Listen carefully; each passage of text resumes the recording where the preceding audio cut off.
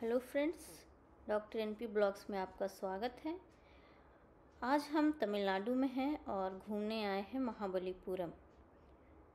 यह यहाँ की बहुत ही फेमस जगह है जो चेन्नई से 60 किलोमीटर दूर है और चेंगलपट डिस्ट्रिक्ट में है। यह यूनेस्को का वर्ल्ड हेरिटेज साइट है और भारत के फेमस टूरिस्ट प्लेसेस में एक है।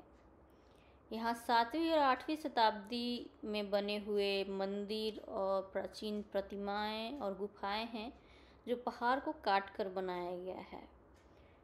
3री सदी से 9वीं सदी तक दक्षिण में पल्लवों का साम्राज्य था और उनकी राजधानी थी कांचीपुरम। उस जमाने में महाबलीपुरम एक मुख्य बंदरगाह था जिसका उपयोग व्यापार और दक्षिण एशिया से राजनीतिक संबंधों के लिए होता था। यहाँ हम पहुँच गए हैं अपने पहले पड़ाव पर। ये है महाबलीपुरम का बस स्टॉप। यहाँ राज्य के कोने कोने से बसें जाती हैं। यहाँ एक मंडप जैसा बना हुआ है। इसके बाद रास्ता 2 रास्तों में डिवाइड हो जाता है। लेफ़्ट साइड जाएंगे तो वहाँ है शिव मंदिर और समुद्र तट। हम लोग गाड़ी मोड़ लिए हैं लेफ़्ट साइड की ओर। अगर आप राइट साइड जाते तो वहाँ पर है बहुत सारे गुफा रूपी मंडप बने हैं जो पहाड़ को पत्थर को काट करके बनाए गए हैं। एक टीले पर गंगा की उत्पत्ति की भव्य प्रस्तुति है और कुछ दूर पर पत्थर के कई मंदिर हैं जिन्हें पांडवों का रथ कहते हैं। पहले हम शिव मंदिर घूमेंगे, उसके बाद बाकी की जगह पे जाएंगे। और हाँ, राइट साइड में कृष्णा का बटर बॉल भी है, वहाँ भी हम लोग घूमने जाएंगे। यहाँ गाड़ियों की लाइन लगी हुई है पार्किंग के लिए, तो देखते हैं अगल बगल में क्या है यहाँ पर। यहाँ पत्थरों को काट करके बड़ी अच्छी अच्छी मूर्तियाँ बनाते हैं, बहुत सुंदर सुंदर, अच्छा लगता है देख करके। आप देख सकते हैं, वाह। दूसरी तरफ एक तालाब दिख रहा है और एक छोटा सा मंदिर है, बगल में पीपल का पेड़ है और छोटी छोटी दुकानें हैं बहुत सारी। यहाँ पर रास्तों की एक खासियत है, रास्तों के दोनों तरफ बहुत ही छोटे छोटे और सुंदर सुंदर दुकान होते हैं। वहाँ पे पत्थर की छोटी छोटी मूर्तियाँ होती हैं, छोटी छोटी मूर्तियाँ बिकती हैं। बहुत सारे टूरिस्ट आते हैं यहाँ घूमने, तो उनके लिए हाथ से बने हुए बैग, हैट, ये सब चीज़ें, ईयररिंग्स और सजावट के सामान जो सीप से बने होते हैं, ये सारी चीज़ें आपको मिल जाएंगी यहाँ पे, जो बहुत ही सुंदर दिखती हैं। यहाँ पे टिकट चेक हो रहा है। वो भैया जो लाल रंग की टी शर्ट पहने हुए हैं शर्ट के ऊपर, वो टिकट चेक कर रहे हैं। जी हाँ, यहाँ पे टिकट लगता है 75 रुपये का आने के लिए। जो महाबलीपुरम का एंट्रेंस है वहाँ से ही टिकट लगता है। यहाँ का पंचायत ये पैसा लेता है और उन्होंने हमें ओके कर दिया टिकट देख करके। इधर लेफ़्ट साइड में तो बिल्कुल भी जगह नहीं है जाने के लिए। आगे से देखते हैं, आगे से शायद हमें पार्किंग मिल जाए। चलते हैं आगे। यहाँ दोनों साइड में दुकानें हैं खाने पीने की और बहुत सारे सामानों की। ये देखिए, छोटा बच्चा अपने पापा के कंधे पे, हम भी ऐसे कंधे पे बैठ के घूमने जाया करते थे। ओह, बहुत भीड़ है यहाँ तो। पार्किंग भी पता नहीं मिलेगी कि नहीं मिलेगी, देखते हैं आगे।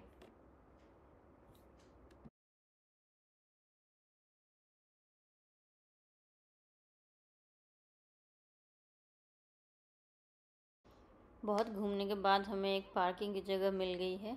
हम अपनी गाड़ी लगाने जा रहे हैं वहाँ पर। थैंक गॉड पार्किंग मिल गई। यहाँ पार्किंग की बहुत दिक्कत है। ये फ्री पार्किंग है, आप चाहें तो पैसे दे करके प्राइवेट पार्किंग एरिया है वहाँ पे आप लगा सकते हैं। अब हम चल के आ गए हैं एक दुकान पे। ये हैट की दुकान है, टोपियाँ मिल रही हैं यहाँ पे। बहुत तेज़ धूप है आज, तो हमने सोचा सबसे पहले टोपी लेना पड़ेगा वरना तबीयत ख़राब हो जाएगी इतनी धूप में। तो चेन्नई की गर्मी तो आपको मालूम है, बहुत ही ज़्यादा होती है गर्मी यहाँ पे, बर्दाश्त के बाहर होती है। तो छाँव में तो फिर भी चलता है, बट हम लोग दोपहर में घूमने आ गए हैं तो ये ज़रूरी है, बहुत ज़रूरी है। जब आपके पास बहुत सारे ऑप्शन होते हैं और उसमें से एक चूज करना होता है तो वो सबसे बड़ा मुश्किल काम होता है। लड़कियों को ज़्यादा ऑप्शन नहीं देना चाहिए, खास करके मुझे। यहाँ पे ये रंगों का अलग ही संसार दिख रहा है। रंग बिरंगी दुनिया है ये, खिलौनों की, टोपियों की, सजावट के सामानों की। तरह तरह के सामान बिकते हैं यहाँ पर। अब हम लोग जा रहे हैं सोर टेम्पल की तरफ। ये गेट सोर टेम्पल का परिसर का द्वार है। यहाँ से इसके कैंपस में घुसते हैं, बट सबसे पहले हमें टिकट लेना पड़ेगा। एक टिकट लेकर के हम लोग सारी जगह महाबलीपुरम में घूम सकते हैं। ये टिकट काउंटर जाने का रास्ता है। हम लोग टिकट लेने जा रहे हैं। ये थोड़ी गहराई में बना हुआ है टिकट घर, सीढ़ियों से नीचे जाना पड़ता है। यही टिकट दो और जगह काम करेगा। एक पांडव के रथ है और दूसरा है कृष्णाज बटर बॉल। उन दोनों जगह पे टिकट चेक होता है और एक ही टिकट से काम चल जाता है। मैं अब टिकट के दाम दिखाती हूँ आपको। थोड़ा साइड हो जाओ बाबू। हाँ, तो अब दिख रहा है हम लोगों के लिए 40 रुपये और फॉरेनर्स के लिए 600 रुपये। बाप रे, ये तो नाइंसाफ़ी है। फॉरेनर के साथ में सरासर नाइंसाफ़ी है भाई। तो आइए हम लोग टिकट चेक करवा लेते हैं। और यहाँ सोर टेम्पल के लिए ये सिक्योरिटी वाले भैया मुहर लगा देंगे, उसके बाद हम लोग अंदर जा सकते हैं। थैंक यू भैया। यहाँ गेट के अंदर घुसते ही आपको अलग सा महसूस होता है। बड़ा सुंदर सजा के रखा है यहाँ तमिलनाडु गवर्नमेंट ने, अच्छा बनाया हुआ है। ये गाड़ी वृद्ध लोगों के लिए और जो प्रेग्नेंट लेडीज़ होती हैं उनके लिए है। यहाँ फ्री में चलती है। ये पेड़, ये ग्रीनरी, ये हरा भरा जगह इतनी तपती गर्मी में भी, तपती दोपहर में भी ठंडक का एहसास देती है। ऊपर से समुद्री हवा, ये तो और गजब होती है। यहाँ पे कुछ है, देखते हैं क्या है। ये इस मंदिर के बारे में बताया हुआ है कि ये तटवर्ती मंदिर है सोर टेम्पल, और उसके डिटेल्स दिए हुए हैं। ये भारतीय पुरातत्व विभाग के द्वारा बनाया गया है। और ये मैप है कि कहाँ कहाँ क्या है यहाँ पर। अब चलिए चलते हैं मंदिर की ओर। आप देख सकते हैं यहीं से मंदिर का शिखर दिखने लगा है। मंदिर का ऊपरी हिस्सा दिख रहा है यहाँ से। अब जब तक मैं रास्ते में चलती हूँ, आपको इस मंदिर के बारे में कुछ पुरानी बातें बताती हूँ, इसका इतिहास बता देती हूँ। कहते हैं इसे पल्लव राजा के राज्य में राजा नरसिंह वर्मन द्वितीय के शासनकाल में बनाया गया था, और यह पत्थर से बने सबसे पुराने मंदिरों में से एक है। इसका बेस जो है वो ग्रेनाइट का है और ग्रेनाइट के पत्थरों को ही जोड़ करके बनाया गया है। 1984 से ही एक यूनेस्को वर्ल्ड हेरिटेज साइट है। और जब यहाँ पे यूरोपियन व्यापारी और मार्को पोलो आए थे तो उन्होंने इसे 7 पैगोडाज का नाम दिया था। पैगोडाज का मतलब होता है स्तूप। तो 7 स्तूप मतलब यहाँ पे 7 मंदिर थे, जिनमें से केवल एक दिखता है। मतलब बाकी के 6 जो हैं वो समुद्र में डूबे हुए हैं। यह एक बहुत ही इंटरेस्टिंग बात है। अब हम लोग पहुँच गए हैं मंदिर परिसर के बाएं हिस्से में। मंदिर के परिसर के चारों तरफ बाउंड्री की हुई है और उसके बाहर आपको ये बहुत ही सुंदर नज़ारा देखने को मिलता है। यहाँ से एक तरफ समुद्र दिखता है और दूसरी तरफ मंदिर। तो चलिए मैं आपको मंदिर की तरफ ले चलती हूँ, जिसका आपको बहुत ही टाइम से इंतज़ार होगा। मंदिर देखना है, बट मैं बातें किए जा रही हूँ। तो चलिए मंदिर की तरफ चलते हैं और मैं थोड़ी सी और कहानियाँ बता देती हूँ इसकी, बाकी जो है। हाँ, तो मैं बोल रही थी 7 पैगोडाज वाली बात। और ये प्रूफ हो गया जब 2004 में 26 दिसंबर 2004 को जब कोरोमंडल तट पर सुनामी आई थी। और इस सुनामी में जब पानी पीछे गया तो पानी में डूबे हुए टूटे हुए पुराने मंदिरों के अवशेष दिखे, जो ग्रेनाइट पत्थर के बने हुए थे।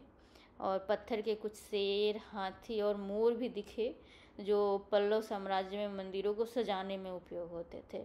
इस बात से ये सिद्ध हो गया कि हाँ, इसके साथ में और भी मंदिर थे, और ये 7 पैगोडाज वाली बात केवल लिखी नहीं हुई है, वाकई में थी। मंदिर की तरफ जब हम बाईं तरफ से जाते हैं, लेफ़्ट साइड से जाते हैं, तो सबसे पहले आता है ये कुआं टाइप का बना हुआ है, जिसमें हो सकता है पानी रहता होगा पहले। सीढ़ियाँ बनी हुई है नीचे जाने के लिए, और एक छोटा सा मंदिर है, और पीछे एक वराह की मूर्ति बनी हुई है। वराह अवतार है विष्णु का, वराह अवतार, जो कहा जाता है कि वराह अवतार में विष्णु ने पृथ्वी को बचाया था। तो ये जो है विष्णु को समर्पित है। मंदिर मुख्यतः 3 भागों में बटा हुआ है। जो सबसे ऊंचा शिखर है वो शिव मंदिर है, उसमें बहुत ही बड़ा शिवलिंग है। बीच वाला भाग विष्णु को समर्पित है, और सबसे पीछे वाला भाग जो पश्चिम की तरफ खुलता है, उसमें शिव, पार्वती और कार्तिकेय की मूर्ति है। आप फ्लोर प्लान में भी देख सकते हैं, यहाँ सबसे बड़ी जगह जो है वो गर्भगृह है शिव मंदिर की, और उसमें बड़ा सा शिवलिंगम बना हुआ है। अब चलते हैं मंदिर के सबसे ऊंचे वाले शिखर वाले हिस्से की तरफ। इसका दरवाज़ा जो है पूरब की तरफ खुलता है, और पूरब से जब सुबह की पहली किरण आती है तो वो सीधा शिवलिंग पर पड़ती है। चलते हैं, देखते हैं शिवलिंग को। यहाँ गेट बंद है, अब अंदर जाने का, प्रवेश करने का इजाज़त नहीं है यहाँ, तो हम लोग बाहर से ही देख लेंगे।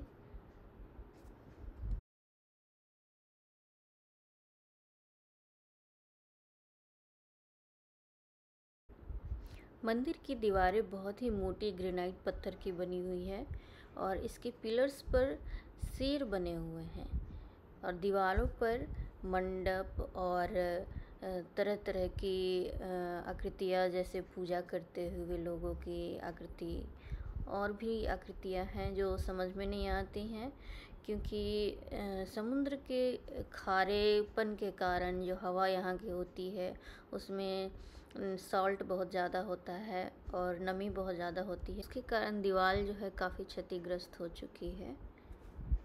अब हम लोग पहुँच गए हैं बीच वाले मंदिर के हिस्से में, और ये है रास्ता यहाँ जाने का। बीच में विष्णु मंदिर है, और अंदर में अनंत शेषनाग पर लेटे हुए विष्णु की प्रतिमा है, और कृष्ण की बहुत सारी प्रतिमाएं हैं, जैसे कि केसी दानों को मारते हुए कृष्ण, कालिया शेषनाग पर नृत्य करते हुए कृष्ण, और विष्णु अपने वाहन गरुड़ पर बैठकर गजेंद्र हाथी को मगरमच्छ के मुंह से बचाते हुए। दीवारों पर ये सब चित्रित है। यहाँ अंदर जाना मना है। चलते हैं आगे, और हम आ गए हैं मंदिर के तीसरे हिस्से में। इस मंदिर का दरवाज़ा पश्चिम दिशा में खुलता है, और यहाँ पे भगवान शिव, माँ पार्वती और उनके पुत्रों की प्रतिमा बनी हुई है इस मंदिर के अंदर। इस मंदिर के सामने वाले हिस्से में जो बाउंड्री है, इसकी बाहरी दीवार है, उस पर नंदी की प्रतिमा बनी हुई है। बहुत सारे नंदी एक साथ, नंदी शिव, भगवान शिव की सवारी है। बीच में एक कुंड है जिसमें अभी बालू भरा हुआ है, और उसके चारों तरफ घूमने के लिए एक सकरा रास्ता बनाया हुआ है। मंदिर के लेफ्ट साइड में सतह पर प्राचीन लिपि में कुछ लिखा हुआ है। कहते हैं इसमें तीनों मंदिरों के अलग अलग नाम बताए गए हैं, और पूरे मंदिर परिसर को जलासायना कहा गया है। ये नाम शायद इसलिए है क्योंकि यह समुद्र तट के किनारे है। मंदिर की दाहिनी तरफ एक छोटा सा कुंड है, और उसके सामने महिषासुरमर्दिनी यानी कि दुर्गा की प्रतिमा है। इसमें एक बड़ा सा शेर बनाया हुआ है, और शेर के पेट में एक छोटा सा मंदिर जैसा है, उस जिसमें दुर्गा की प्रतिमा है। बाहर शेर पर दुर्गा जी सवारी कर रही हैं, और साइड में नीचे एक भैंसा है, शायद ये महिषासुर की सवारी, और इसका सर जो है वो धड़ से अलग है, या फिर ये बलि के प्रतीक के रूप में बनाया हुआ है। मंदिर की दाहिनी तरफ से समुद्र का बहुत ही सुंदर नज़ारा देखने को मिलता है। जब हम वहाँ बाउंड्री के पास पहुँचते हैं तो वहाँ से पूरा समुद्र जो है वो साफ साफ दिखता है। इनफैक्ट बीच भी अच्छा नज़र आता है। और जब हम यहाँ से मंदिर को देखते हैं तो वो और भी सुंदर लगता है। वापस जाने का मन नहीं होता यहाँ से, बट चलना तो पड़ेगा। चलिए वापस चलते हैं। मैं आपको उन रास्तों से ले जाती हूँ जो मंदिर के सामने कुंड बना हुआ है और उसके किनारे किनारे सकरे रास्ते बने हुए हैं। इन रास्तों की दीवारों पर बहुत ही सुंदर कलाकारी की गई है। तरह तरह की मूर्तियाँ बनाई गई हैं। यहाँ एक गेट जैसा बना हुआ है, शायद कुंड में प्रवेश करने के लिए बना होगा, और यहाँ से सीधा मंदिर के दर्शन होते हैं। मंदिर के सबसे बाहरी हिस्से में बलि पीठ बनी हुई है। शायद उस ज़माने में भगवान को खुश करने के लिए बलि प्रथा का प्रचलन था। और यहाँ पर बाहर जाने के लिए सीढ़ियाँ हैं। इन सीढ़ियों से हम लोग बाहर निकल जाएंगे। बाहर निकलते मुझे एक कौवा दिखा, शायद इसके पैर में चोट लगी हुई है। हाँ, तभी ये ज़्यादा उड़ नहीं रहा है, बैठा हुआ है बेचारा आराम से। इसके बाद हम लोग महाबलीपुरम की दूसरी जगहों को भी देखने जाएंगे। चलते हैं वापस जाते जाते एक बार मैं आप लोगों को पूरे मंदिर का एक बार फिर से दर्शन करवा देती हूँ। यहाँ से ये व्यू बहुत अच्छा है, समुद्र और समुद्र के किनारे ये मंदिर। एक अलग ही नज़ारा है, एक अलग ही सुखद अनुभूति होती है यहाँ पर आकर के। अब हम लोग निकल पड़े हैं पंचरथास की तरफ, जो 5 पांडवों के नाम पे बना हुआ है। और यहाँ जाने के लिए जो लाइट हाउस है उसके बगल से रास्ता जाता है। और यहाँ पहुंचकर हम लोग सबसे पहले अपना गाड़ी पार्क कर देते हैं। यहाँ पार्किंग की बहुत अच्छी सुविधा है। पार्किंग और पंचरथास के बीच में आता है ये मार्केट। अगर आप पत्थरों के और सीप से बने सामानों के बहुत बड़े फ़ैन हैं तो यहाँ से आप शॉपिंग कर सकते हैं। मैंने भी कई चीज़ें ख़रीदी हैं। यहाँ छोटी छोटी मूर्तियाँ जो पत्थरों को काट करके बनाते हो बहुत ही सुंदर लगते हैं। लेकिन हाँ, दाम थोड़ा ज़्यादा होता है, क्योंकि टूरिस्ट यहाँ आते हैं तो कुछ न कुछ यहाँ से ख़रीद के ले जाते हैं निशानी के तौर पर, तो सब दाम चढ़ा करके बेचते हैं सामान। तो आप जब भी कुछ ख़रीदें तो मेरा सजेशन तो यही रहेगा कि आप मोल मलाई खूब करें, बार्गेनिंग खूब करें, क्योंकि यहाँ पे मैंने जब भी सामान लिया है मैंने बार्गेनिंग करके उसका दाम कम करवाया है। तो होप कि ये टिप आपको हेल्प करेगी। मैं जब भी यहाँ आती हूँ तो इन सब छोटी छोटी मूर्तियों से, छोटे छोटे सामानों से बहुत ज़्यादा आकर्षित होती हूँ। मेरे फ्रेंड्स और फैमिली मेम्बर्स मुझे खींच करके ले जाते हैं यहाँ पर, क्योंकि बहुत ज़्यादा टाइम पास हो जाता है। महाबलीपुरम बहुत बड़ी जगह है घूमने के लिए। हम लोग दोपहर में आए हैं, फिर भी अभी टाइम काफ़ी ज़्यादा हो चुका है और जल्दी से हम लोग चलते हैं पंचरथास की ओर। तो हम लोग पहुँच गए हैं। यहाँ पर फिर से टिकट चेक होता है, वो टिकट चेक करवा लिया है हमने और हम अंदर जाएंगे अब। यह मोनोलिथिक स्ट्रक्चर है। जो भी यहाँ पे 5 रथ बने हुए हैं और हाथी और शेर का आकार बना हुआ है, वो मोनोलिथिक स्ट्रक्चर है। मतलब एक ही पत्थर को काट करके बना हुआ है, अलग अलग पत्थरों को जोड़ कर नहीं बना है। तो यह अपने आप में एक अनोखी कला है। यह द्रविड़ियन जो दक्षिण भारत का कला का स्टाइल है उसका जीता जागता नमूना है।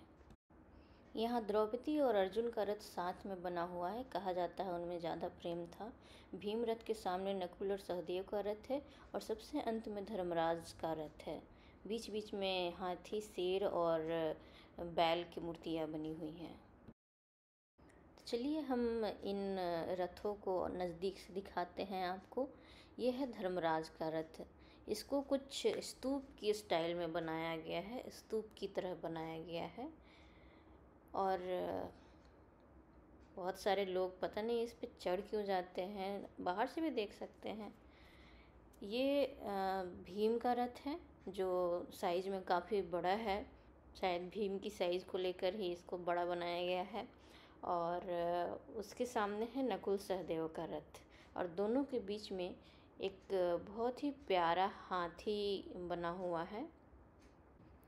यहाँ ये सब पूजा के पर्पज़ से नहीं बना हुआ है, सिर्फ महाभारत का चित्रण करने के उद्देश्य से बना हुआ है ये। यहाँ छोटे छोटे बच्चे आए हुए हैं घूमने के लिए, स्कूल से शायद ग्रुप आया है उनका। मैं नकुल और सहदेव की जो रथ है उसके साइड से गुजर रही हूँ, और इसके सामने ये है शेर का मूर्ति, और इसके पीछे है द्रौपदी की रथ। द्रौपदी की रथ की शैली थोड़ी अलग है। इसकी छत जो है वो झोपड़ी की आकार की बनी हुई है, और इसकी शैली जो है वो बंगाल से ज़्यादा प्रेरित लगती है। इसके अंदर माँ दुर्गा की प्रतिमा है, और इसके बगल में अर्जुन का रथ है। शायद एक ही प्लेटफॉर्म पे बना हुआ है, और यह उनके प्यार को दर्शाता है। पंचरथास देखने के बाद में अब हम लोग आगे जा रहे हैं और देखेंगे गंगा की उत्पत्ति का चित्रण, और गुफा रूपी मंदिर, और कृष्णा की बटर बॉल। पहले यहाँ से रास्ता खुला हुआ रहता था, बट अब बंद है, तो हम लोग दूसरे रास्ते से जा रहे हैं जो कि उस चित्रण के एकदम सामने है। और हम लोग पहुँच गए हैं यहाँ पर। यहाँ पे आपको जगह जगह फोटोग्राफर्स दिख जाएंगे जो फ़ोटो खींच करके तुरंत हार्ड कॉपी में फ़ोटो दे देते हैं आपको। यह चित्रण जो है वो एक मोनोलिथिक स्ट्रक्चर है। इसका मतलब है कि यह एक ही पहाड़ को काट करके बनाया गया है, एक ही पत्थर को काट करके बनाया गया है। और इसका साइज़ जो है वो 96 फीट, और 96 फीट लंबा और 43 फीट ऊंचा है। बहुत ही बड़ा साइज़ है इसका। चलिए मैं इसको नज़दीक से दिखाती हूँ आपको। इस चित्रण के बारे में कई कहानियाँ अलग अलग है, कई मान्यताएं हैं। एक मान्यता है कि यह अर्जुन की तपस्या का चित्रण है। अर्जुन ने तपस्या की थी भगवान शिव की, भगवान शिव से पशुपत अस्त्र पाने के लिए, जिससे उनको कौरवों को हराना था। और भगवान शिव ने खुश होकर के अर्जुन को वो अस्त्र प्रदान किया। यहाँ पर एक ऋषि जो खड़े एक पैर पर खड़े हैं वो अर्जुन को दिखाता है। इस चित्रण के बगल में गुफा रूपी मंदिर बने हुए हैं। ये गुफाएं भी मोनोलिथिक ही हैं, एक ही पत्थर को काट करके बनी हुई हैं। दूसरी कहानी इस चित्रण के बारे में ये है कि यह गंगा की उत्पत्ति का चित्रण है। भागीरथ ने घोर तपस्या की थी गंगा को धरती पर लाने के लिए।